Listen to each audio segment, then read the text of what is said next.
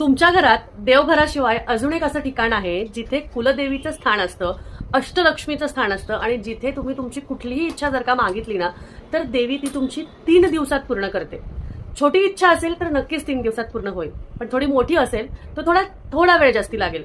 पण देवघराशिवाय अशी कुठली जागा आहे ती मी तुम्हाला सांगेलच. पण त्याचबरोबर लवकरात लवकर आपल्या चॅनलला सबस्क्राईब करून घ्या. इन्स्टावर बघत असाल तर फॉलो करून घ्या आणि खाली कमेंटमध्ये श्री स्वामी समर्थ लिहायला विसरू नका.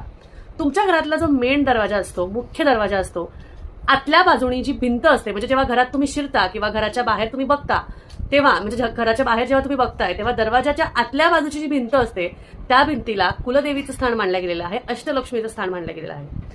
त्यामुळे घरातून बाहेर जाताना किंवा घरात प्रवेश करताना सदैव त्या भिंतीकडे बघून नमस्कार करावा, कुलदेवीचा सन्मान करावा, तिचं स्मरण करावं आणि सकाळ संध्याकाळ दिवाबत्ती करताना तिथे सुद्धा तुम्ही थोडंसं धूप दीप लावावं.